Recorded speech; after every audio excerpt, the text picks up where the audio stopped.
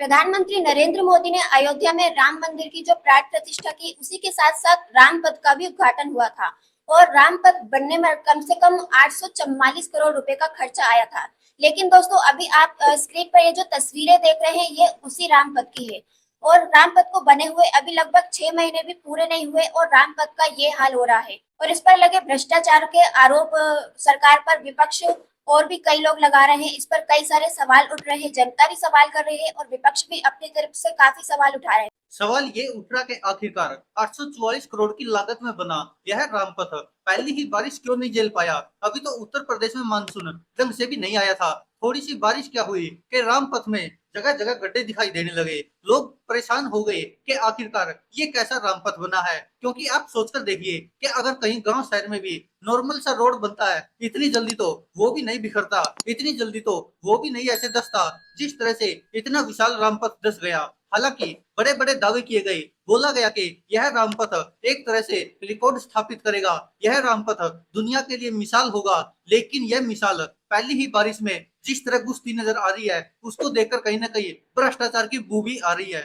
और दोस्तों, अयोध्या में जो अभी ये रामपथ का सीन आप देख रहे हो, और इससे पहले भी कल भी हमने एक वीडियो शेयर किया था इस चैनल पे। तो उस पर भी आपने देखा था कि किस तरीके से अयोध्या में हर जगह छोटे छोटे इलाकों में किस तरीके से जल भरा हुआ पड़ा है, पानी भरा हुआ है और वहां के लोगों को कितनी दिक्कतों का सामना करना पड़ रहा है। और उससे पहले भी जो राम मंदिर के छत से भी पानी टपकने की खबरें सामने आई थी, जहां पर रामलला की मूर्ति को स्थापित किया गया है, वहां भी पानी टपकने की खबरें नजर आई थी। लेकिन वो आई जरूर थी। हालांकि वो जो पुजारी थे सत्येंद्र दास, उन्होंने ये आरोप लगाया था कि जो पहली बारिश हुई है इसी में राम मंदिर की छत टपकने लगी। उन्होंने कहा था कि कई जगह से ऐसे छत टपक रही है और जहां पर रामलला विराजमान है वहां पर भी थोड़ा बहुत पानी आ रहा है, थोड़ा बहुत भी चलो छत से गिर भी गया होगा। तो ये आरोप लगाया था वहां के पुजारी सत्येंद्र दास ने। हालांकि उसके बाद उसको कवर करने के लिए सफाई दी गई। जो राम मंदिर ट्रस्ट के जो चंपत राय है, उन्होंने कहा कि ऐसा कुछ भी नहीं है, यह झूठे दावे है। और कहा गया कि जो रामलला विराजमान है वहां पर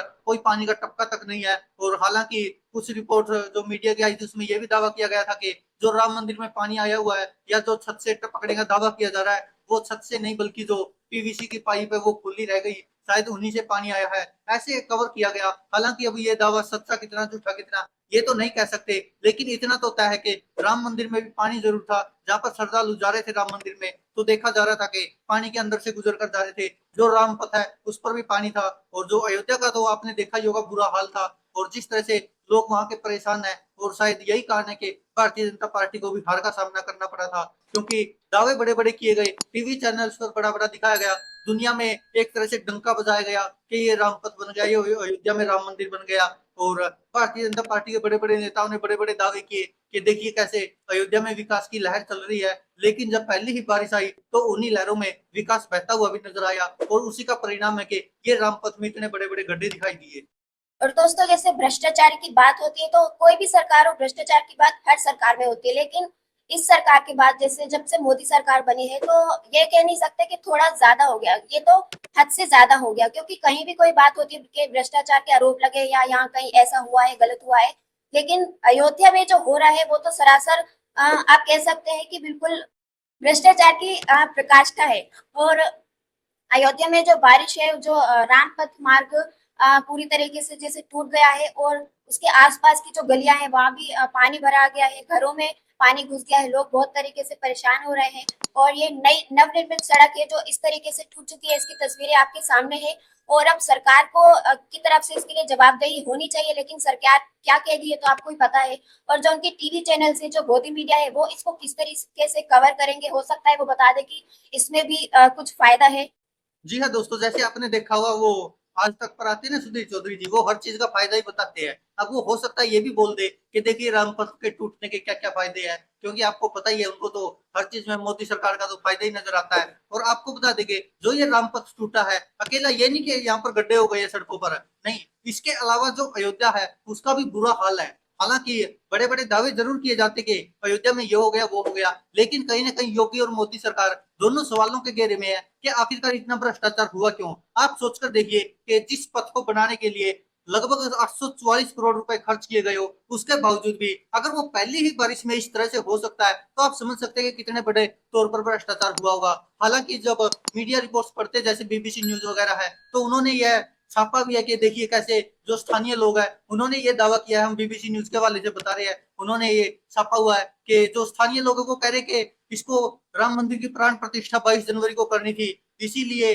शायद रामपथ को जल्दबाजी में बनाया गया है और इसीलिए शायद ये नुकसान हो रहा है और इसीलिए ये गड्ढे हो रहे हैं रामपथ में, क्योंकि उसका निर्माण अच्छे तरीके से नहीं हो पाया, जल्दबाजी में उसको पूरा किया गया क्योंकि उद्घाटन और आपको पता ही है कि प्रधानमंत्री नरेंद्र मोदी उद्घाटन करने के लिए तैयारी रहती है किसी भी चीज का हो, और इस पर भी यही आरोप लग रहे हैं कि उद्घाटन के चक्कर में ही इसको ऐसे नाजुक बनाया गया, सावधानियां नहीं बरती गई और जो इंजीनियरिंग वगैरह का जो काम होता था वो सही से नहीं हो पाया, शायद यही कारण है कि इसमें इतने बड़े बड़े गड्ढे हुए हैं। हालांकि जो इंजीनियर वगैरह थे उनको 2-3 अधिकारियों को सस्पेंड जरूर कर दिया गया है, लेकिन जो एक गुजरात की कंपनी थी शायद बुगन इंफ्रा थी, कुछ ऐसा नाम था, जिसके जिसने के ये रोड बनाया है उसको सिर्फ नोटिस जारी किया गया, उस पर कोई कार्रवाई नहीं हुई है, लोग इस पर भी सवाल उठा रहे हैं और सवाल लगातार उठते रहे हैं, और जो लोगों के घरों को तोड़ा गया तो वो भी आपने देखा होगा, हमने चुनाव से पहले भी और चुनाव के बाद भी बहुत सारी वीडियो देखी सोशल मीडिया पर जो वायरल हो रही थी कि किस तरह से अयोध्या वासियों के घरों को तोड़ा गया, बुलडोजर चला और उसके बाद वो लोग बेघर हुए।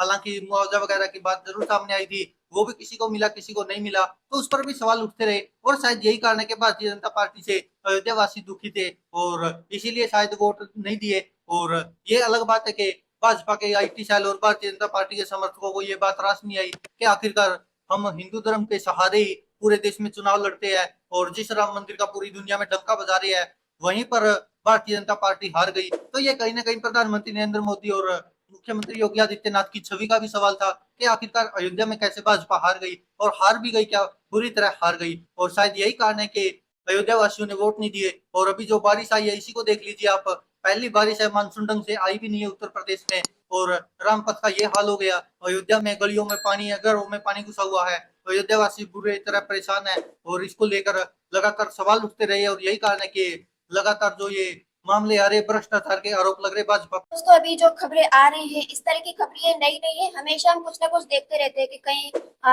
सड़कें किस तरीके से टूट रही हैं, कहीं नए पुल बने हुए गिर गए, कहीं कुछ हो गया कहीं कुछ हो गया।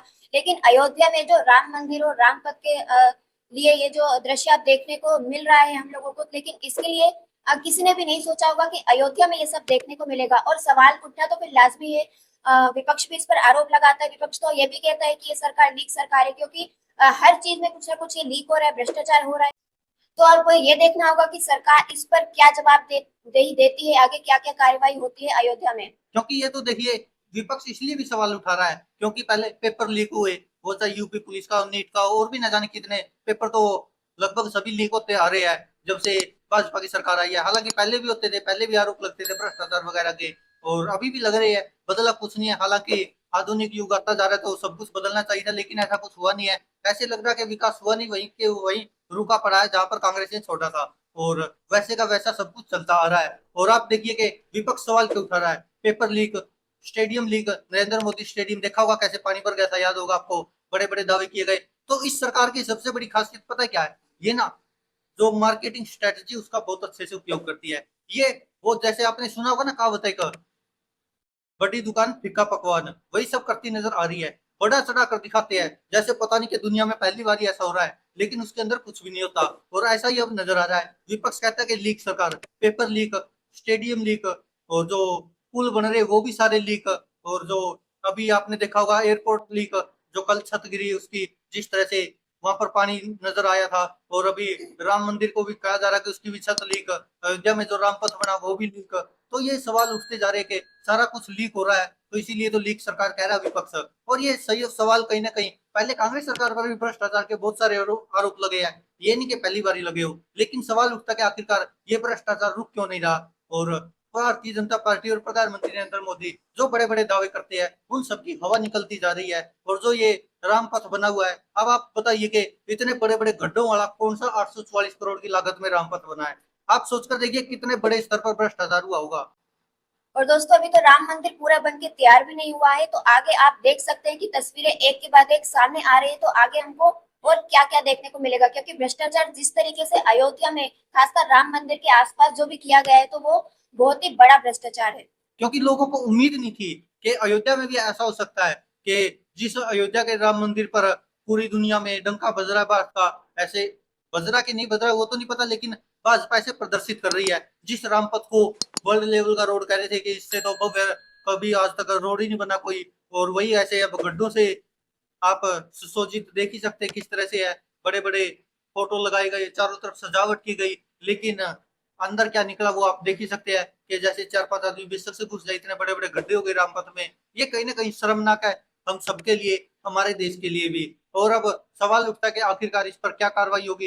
हालांकि 2-3 अधिकारियों को सस्पेंड जरूर किया गया है। सवाल उठा रहे लोग कि आखिरकार भारतीय जनता पार्टी की सरकार क्यों गुजरात की कंपनी को ही हर बार ये ठेके देती है और उस पर कोई कार्रवाई नहीं होती, उसको केवल नोटिस थमा दिया गया। और अब सवाल उठता है कि आखिरकार ये भ्रष्टाचार होता क्यों इतने बड़े स्तर पर। हालांकि आप सोचिए कि प्रधानमंत्री नरेंद्र मोदी, गृह मंत्री अमित शाह और पूरी Bharatiya Janata party electoral bond को बहुत अच्छा मानती थी, और जब इसका खुलासा हुआ, भंडाफोड़ किया सुप्रीम कोर्ट ने, उसके बाद भी वो लोग मानने को तैयार नहीं है। आपको भी पता है कि इलेक्ट्रोल बॉन्ड में सबसे ज्यादा चंदा शायद 6-7 हजार करोड़ भारतीय जनता पार्टी को ही मिला था। और जैसे ध्रुव राठी ने सवाल उठाए थे कि जो ये इलेक्ट्रोल बॉन्ड है ये एक नया स्कैम है और ये दुनिया का सबसे बड़ा स्कैम है। अब आप देखिए कि जो ये बड़े बड़े रोड बनते हैं, जो ये टनल बनती है, जो ये पुल बनते हैं, ये किसी कंपनी द्वारा बनाए जाते हैं।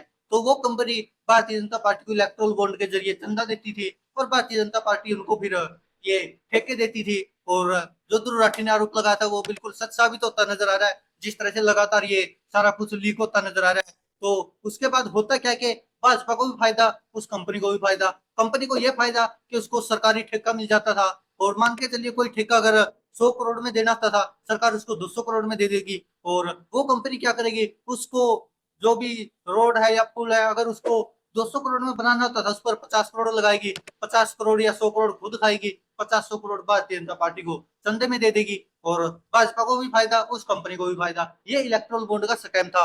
और लेकिन हुआ क्या, देश का तो नुकसान हो रहा है। देश की जनता का जो टैक्स का पैसा है वो देख सकते हैं आप किस तरह बहाया जाता है, और इसको लेकर लगातार सवाल उठते रहे हैं और अभी भी सवाल उठ ही रहे हैं। और लोग परेशान है कि आखिरकार अयोध्या में ऐसा क्यों हुआ। अयोध्या वासियों के घरों में पानी, जो गलियां हैं उनमें पानी, पूरी तरह से गंदगी मची हुई है, लेकिन भारतीय जनता पार्टी की समर्थन करने वाली है गोदी मीडिया कुछ दिखाने को तैयार नहीं है। और आपने देखा होगा बहुत सारे लोग खुद ही वीडियो बना बनाकर सोशल मीडिया पर डाल रहे हैं कि ये आज तक पर दिखाइए, एबीपी न्यूज पर दिखाइए, लेकिन कोई दिखाएगा क्यों जिस तरह का लगातार आरोप लग रहा है। हालांकि अगर टीवी चैनल दिखाते भी है तो ये कोई कहने को तैयार नहीं है कि ये भाजपा की नाकामी है, ये योगी सरकार की नाकामी है, मोदी सरकार की नाकामी है। नहीं, वो फिर भी सवाल किस पर उठाएंगे, ये इंजीनियर की कमी है, ये ठेकेदार की गलती है, ये मजदूरों की गलती होगी। ये कुछ भी करके भाजपा की तरफ से यह बचाव करेंगे ही करेंगे, जैसे कि भारतीय जनता पार्टी के प्रवक्ता नहीं, ये खुद ही बने हुए हैं प्रवक्ता। तो आप सोच सकते हैं कि हमारा देश किस राह पर चल रहा है।